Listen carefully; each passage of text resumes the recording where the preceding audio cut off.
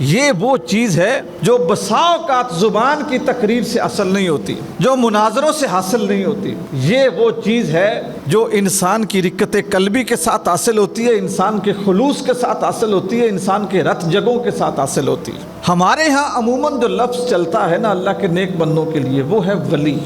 فلاں اللہ کا ولی ہے، فلاں اللہ کا ولی ہے، فلاں اللہ کا ولی ہے۔ ولی کا معنی کیا ہوتا ہے؟ دوست۔ اور دوست کیا ہوتا ہے؟ دوست وہ ہوتا ہے جو اپنے دوست کی نسبت رکھنے والی ہر چیز کا حیا کرتا ہے۔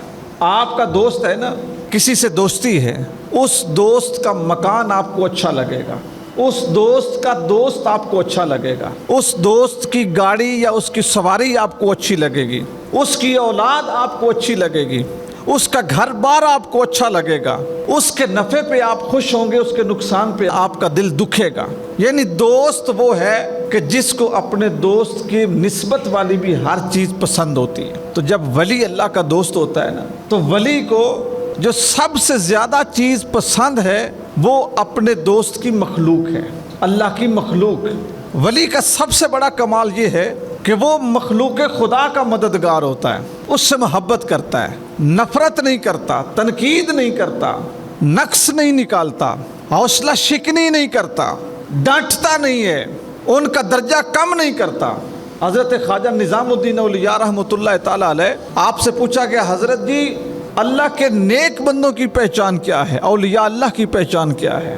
آپ نے فرمایا ان کو پہچانا جاتا ہے نیکی اور بدی کے ساتھ۔ جو نیکی کرتا ہے وہ اللہ کا ولی ہے، جو بدی کرتا ہے وہ خدا کا باغی ہے۔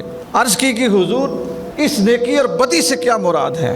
فرمایا نیک وہ ہے جو خود نیک ہو اور دوسروں کو بھی نیک سمجھے، وہ بھی نیک ہے۔ اور پھر فرمایا جو خود گناہ گار ہو اور دوسروں کو پھر بھی اچھا سمجھے، عیب نہ نکالے، مخلوق کے لیے اپنی ترکڑی نہ لگا لے، اپنا پیمانہ نہ رکھ لے، اور مخلوق کے لیے اپنا کچھ چھاننا لگا کے ان کو فلٹر کرنا نہ شروع کر دے۔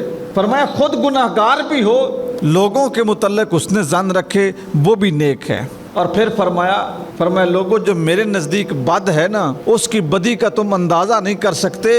ایک تو وہ خود بد ہے، دوسرا لوگوں کو بد سمجھتا ہے، دوسروں کو بھی برا سمجھتا ہے کہ میں برا ہوں تو سارے ہی برے ہیں۔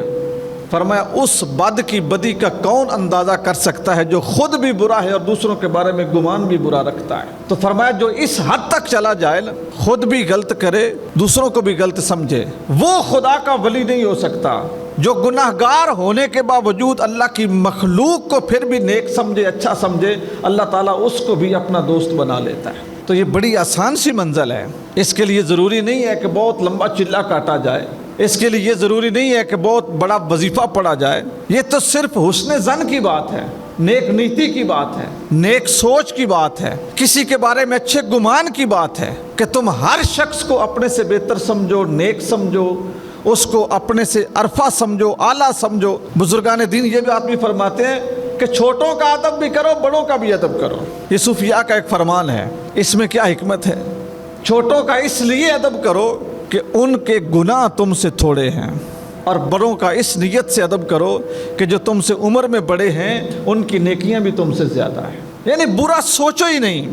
جب برا سوچنا شروع کر دو گے نا کسی کے بارے میں، اگلا برا ہے یا نہیں، آپ کی سوچ ضرور بری ہو جائے گی۔ تو اللہ کے جو ولی ہیں انہوں نے جو سب سے بڑا کمال کیا لوگوں میں، وہ یہ ہے کہ لوگوں کے متعلق اس نے ظن رکھا اور لوگ ان کے قریب ہوئے۔ جب لوگ ان کے قریب ہوئے تو ان کا اخلاق دیکھ کے، کردار دیکھ کے، تبلیغ دیکھ کے، سادگی دیکھ کے، اخلاص دیکھ کے، محبت دیکھ کے، احترام دیکھ کے، خدا خوفی دیکھ کے، محبت انسانیت دیکھ کے، لوگوں نے ان کے کردار میں اللہ تعالیٰ کے نور کی، اللہ کی معرفت کی جھلک دیکھی تو لوگ کلمہ پڑھنا شروع ہو گئے۔ انہوں نے تلواریں نہیں چلائیں، انہوں نے کوئی قتال نہیں کیے، مناظرے نہیں لڑے، لیکن ان کا جو عمل تھا، جو کردار تھا، ان کی جو نظر میں تاثیر تھی وہ اتنی گہری تھی کہ جدھر نگاہ اٹھتی تھی لوگ اپنا ایمان بدل لیتے تھے۔ آپ حضرت خواجہ بہاؤالدین زکریا ملتانی رحمۃ اللہ تعالیٰ علیہ ان کی سیرت پڑھیں۔ انہوں نے کہاں پہ ڈیرا لگایا؟ ملتان کے اندر پرہاد نام کا ایک مندر تھا، اس مندر کے سامنے انہوں نے اپنی مسجد بنائی اور وہاں پہ جو ہے نا انہوں نے اپنا چلہ کاٹا اور پھر وہیں پہ تبلیغ کا آغاز کیا۔ میں ایک بات یہاں پہ عرض یہ کر دوں کہ 6 سال ملتان میں رہ کے ہندی سیکھی، ہندی زبان 6 سال۔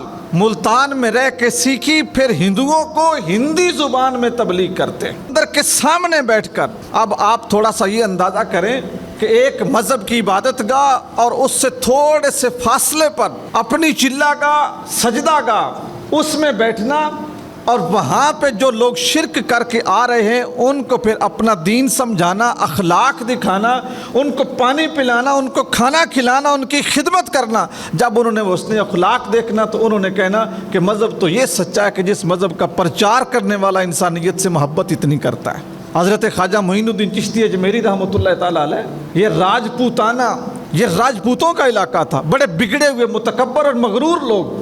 وہاں پہ وہ اپنا سورج کا دیوتا رکھتے تھے، بت بنا کے رکھا ہوا تھا، اس کا نام تھا اجامیل۔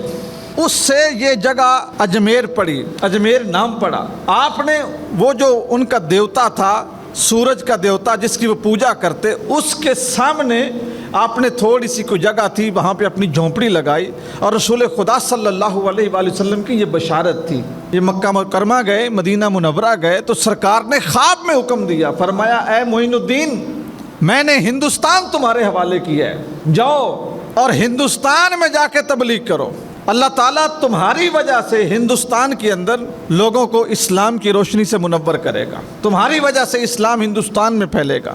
تو جس وقت یہاں پہ تشریف لائے تو ہر طرف بت پرستی تھی، لوگ دیوتوں کو پوجتے تھے، ہزاروں سینکڑوں مندر تھے۔ تو جس جگہ پہ ڈیرا لگایا وہ اجامیر کا جو دیوتا تھا اس سے تھوڑے سے فاصلے پہ لگایا، ایک چھوٹی سی کٹیا تھی، اس کے اندر عبادت کرتے، اس کے اندر لوگوں کو تبلیغ کرتے، لوگوں کو نصیحت کرتے۔ رفتہ رفتہ وہ تعلیم اور تبلیغ لوگوں کے دلوں میں اتنی راسخ ہوئی کہ اکیلے پیر معین الدین چشتی اجمیری نے ہندوستان کی سرزمین پہ 90 لاکھ ہندوؤں کو مسلمان کیا، 90 لاکھ ہندوؤں کو مسلمان کیا۔ تو دوستان گرامی، یہ وہ چیز ہے جو بسا اوقات زبان کی تقریر سے حاصل نہیں ہوتی، جو مناظروں سے حاصل نہیں ہوتی۔ یہ وہ چیز ہے جو انسان کی رکت قلبی کے ساتھ حاصل ہوتی ہے، انسان کے خلوص کے ساتھ حاصل ہوتی ہے، انسان کے رت جگوں کے ساتھ حاصل ہوتی ہے، اور یہ ہمیں اولیاء کے ہاں ملتی ہے۔